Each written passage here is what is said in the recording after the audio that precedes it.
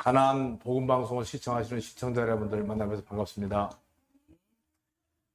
저는 국제선교신학교에서 후배들을 양성하고 있고 사단법인 성경 바로 알리기 운동본부를 통해서 성경의 바른 진리를 같이 공유하고 있는 김종진 교수입니다. 오늘은 여러분 잘 아시는 예배소서 1장 13절 14절 2절 말씀을 읽고 주님을 찬양한 이유에 대해서 같이 묵상해 보도록 하겠습니다. 먼저 본문 말씀을 제가 읽어드리겠습니다. 그분 안에서 너희도 진리의 말씀 곧 너희 구원의 복음을 들은 후에 그분을 신뢰하였으며 또한 믿은 후에 약속의 성령님으로 인치심을 받았나니 이 성령님은 값주고 사신 그 소유물의 구속까지 우리의 상속의 보증이 되시니 그분의 영광을 찬양하게 하려 하심이니라. 본문 말씀 읽어드렸습니다. 오늘은 주님을 왜 찬양을 해야 되는가, 찬양할 이유를 먼저 생각을 해보겠습니다. 그리스도인들이 처음으로 복음을 듣고 거듭난 것은 기록된 하나님의 말씀과 성령님의 열매로 된 역사로 된 열매입니다. 성령님은 자신의 이름이 없습니다. 성령님은 하나님의 영, 또 예수 그리스도의 영, 성령님 등으로 나타나시는데 한마디로 말씀드린다면 하나님의 마음, 즉 예수 그리스도의 신격이 성령님이라고 얘기할 수 있겠습니다. 예수님께서 하늘에 올라가시는 것이 제자들에게 말할 때 뭐라고 그랬습니까? 오히려 내가 떠나는 것이 너희에게 좋을 것이다 그랬습니다. 그분은 위로의 영, 요한복음 14장 15절 16절에 보면 우리가 어떻게 성령님으로 인치심을 받았으며 어떻게 우리 안에 성령님께서 내주하고 계시는가에 대한 말씀을 자세히 설명해 있습니다. 성령님은 우리가 흔히 오해를 하는 경우가 많습니다. 성령은 우리가 달라고 해서 구해서 그래서 주는 것이 받는 것이 아니고 성령님은 아버지가 우리에게 주시는 선물입니다. 선물이기 때문에 예수님을 믿는 모든 성도들에게 주신 하나님의 선물이 바로 성령님이십니다. 예배서 사도행전 2장 38절에 보면 너희가 각각 예수 그리스도 이름으로 침례를 받고 죄들의 사함을 받으라. 그래야면 성령을 선물로 받으리라 그랬습니다. 그러니까 선물, 이 선물은 주는 쪽에 성의를 받게 되는데 선물을 거부하는 경우가 굉장히 많습니다.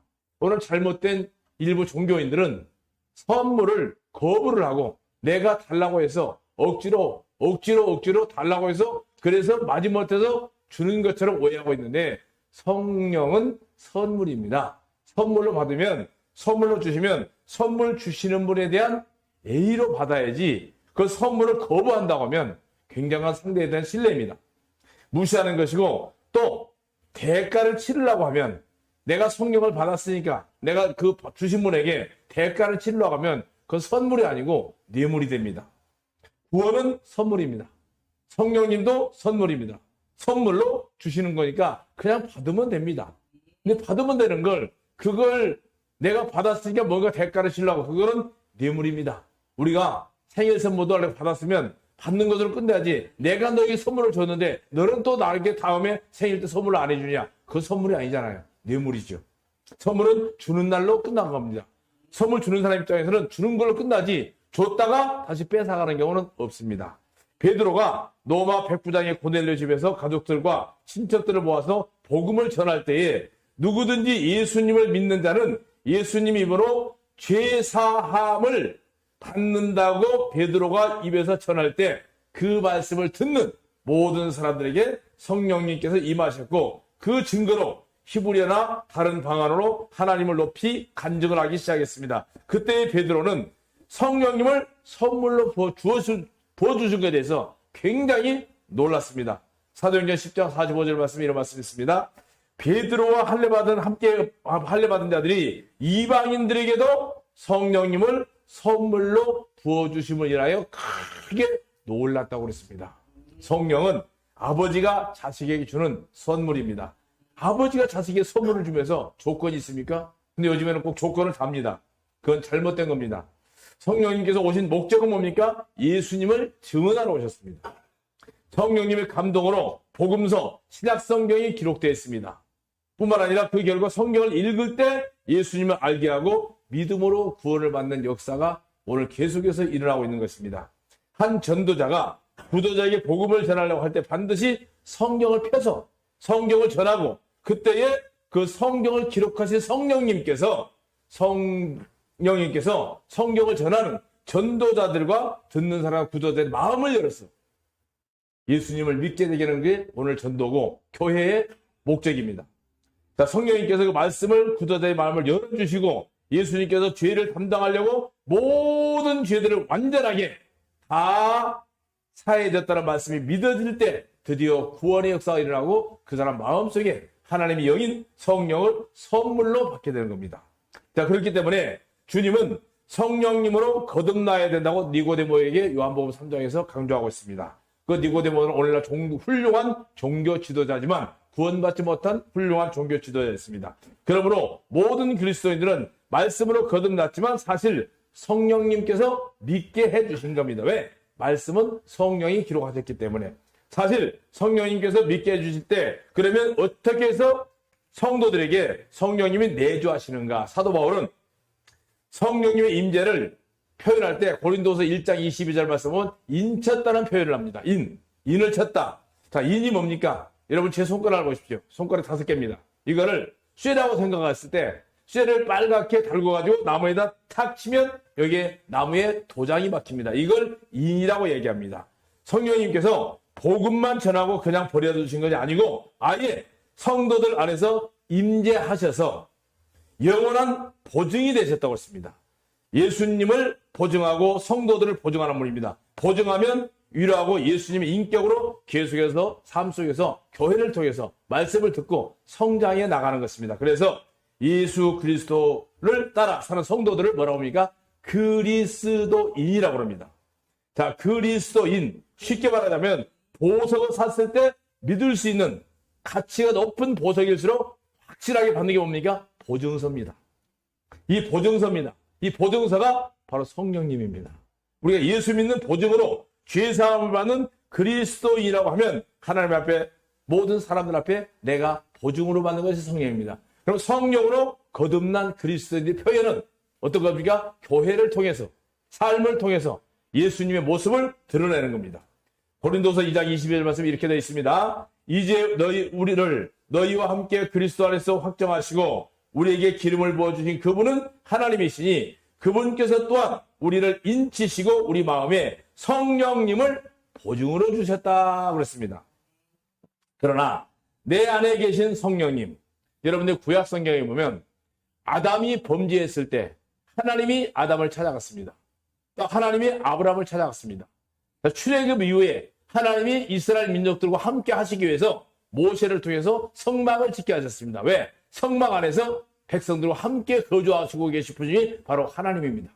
그는 하나님은 그때는 건물 안에 계셨습니다. 근데 오늘날도 그때처럼 이 건물 안에 하나님이 계시는 것처럼 오해를 합니다. 그러나 그런 분들은 죄송합니다만 예수 믿는 분은 아닙니다. 신약성경에는 너희가 곧 하나님의 성전이라고 고린도서 3장 16절 말씀 보면 그 예수를 믿는 그리스도인들 안에 하나님의 영이 거주하시는 겁니다. 건물 안에 거주하시는 게 아닙니다. 그거는 구약시대입니다.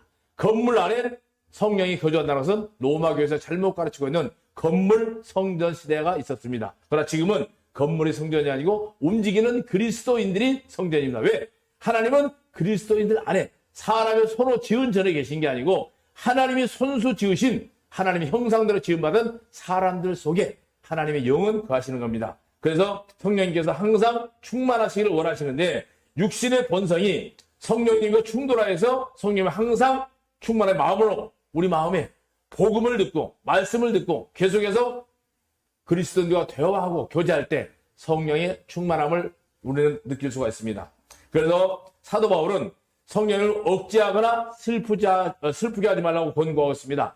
에베소서 4장 3절에 보면 하나님의 거룩하신 성령님을 슬퍼하시게 하지 말라. 그분으로 인하여 너희가 구속의 날까지 인치심을 받았느니라고 그랬고 성령님을 억누르지 말라는 것이 데살로니가전서 5장 10절에 있습니다. 술 취하지 말라. 거기에는 지나치게 하는 것이 아니니 오직 성령님으로 충만하라고 에베소서 5장 18절에 우리에게 권고하고 있습니다. 성령님은 성도들 안에서 충만하시기를 원하시며 또 성도들을 통해서 자기 자신의 삶을 드러내기를 원합니다. 그래서 제가 늘 하는 말이 그리스도인의 삶이 곧 그리스도의 삶이다. 예수 믿는 사람들 통해서 예수님은 자신의 삶을 드러내기를 원하셔서 예수 믿는 사람들 안에서 거주하셔서 그분들을 통해서 예수님의 인격을 드러내고 있는 것입니다. 그래서 어떻게 충만할 수 있을까? 우선 성령님이 내 안에 오시는 방법은 곧 복음으로 거듭났을 때, 말씀을 듣고 거듭났을 때 죄인이 자신의 모든 죄를 대신 짊어지시기 위해서 오셔서 죽으신 분이 바로 예수님이라는 것이 마음에 믿어질 때 곧 그 말씀이 내 안에 충만해질 때 그 자체를 성령 충만이라고 표현합니다. 방방 뜨는 무당들 구다는 같이 그런 방방 뜨는 게 성령 충만이 아니고 그건 미친 겁니다. 그런 거 아닙니다. 성령 충만한 건 복음입니다. 내 안에 말씀이 보세요. 이 컵에 물이 가득 찼을 때는 차분합니다. 그러나 물이 안 찼을 때는 출렁거립니다. 내 안에 성령이 가득 찰 때는 말씀으로 충만해지고 내 안에 그리스도의 충만은 내 얼굴로 표현으로 나타나갑니다. 한 성도가 믿음이 충만할지라도 복음이 아니면 양심의 진정한 평안은 있을 수가 없습니다. 죄를 사라지게 한 소식은 바로 복음이고 복음을 믿는 것이 예수님을 믿는 것이고 믿음으로 의인된 성도이기 때문에 복음을 믿지 않는 곧 예수 그리스도를 믿지 않는 것은 마음에 평안이 없습니다. 양심의 가책도 없을 정도로 하나님 앞에 완벽하게 거듭난 것이 성령 충만이라고 히브리서 10장에 우리에게 표현하고 있습니다. 사도들은 성령님으로 충만할 때 바로 그들이 한 표현이 뭡니까? 전도입니다. 성령이 충만했을 때 복음을 전파했습니다. 성령이 충만했을 때 복음을 전하고 있었기 때문에 복음만 전하면 바로 거듭남의 역사는 일어납니다. 복음 충만이 곧 바로 성령 충만이고 말씀 충만이 성령 충만입니다. 그들이 다 성령님으로 인하여 충만하여 성령님께서 말하시고자 하는 대로 언어들로 했던 내용이 방언입니다. 그때 베드로와 성령님으로 충만하여 그들을 말하기를 너희 백성의 지도자들과 이스라엘의 장로들이여 그들의 기도를 마치자 그들이 함께 모이는 곳에 진동하더니 곧 그들이 다 성령님으로 충만하여 하나님의 말씀을 담대하게 전했다고 했습니다. 그러므로 형제들아 너희는 너희 가운데 성령님과 지혜로 충만하고 정직한 것으로 알려진 7사람을 찾아낼지라. 그래서 초대교회에 만들어진 7집사가 여러분 잘 아시는 대로 그 집사들이 누굽니까? 바로 사도행전에 보면 복음을 전했던 복음 전도자들입니다. 스데반이 믿음과 능력이 충만하여 백성 가운데 큰 이적들과 기적들을 행하였다. 스데반은 집사입니다. 목회자 아닙니다. 복음은 누구든지 전할 수 있습니다. 그러나 스데반이 성령님으로 충만하여 하늘을 우러러 주시하더니 하나님의 영광과 예수께서 하나님의 오른편에 서 계신 것을 보시고 순교하는 장면입니다. 빌립은 성령님이 충만하여 이디오피아 내세에게 복음을 전했으며 빌립 역시 집사입니다. 복음 전하는 것은 누구든지 할 수 있는 겁니다. 오늘 목회자들만 복음 전하는 게 아닙니다. 드디어 악으로 충만했던 박해자 사울도 전도자 바울로 변화되어 성령님으로 충만하여 사도가 되었고 온 유럽과 전 세계에 복음을 전하는 미천이 바로 사도 바울의 희생입니다.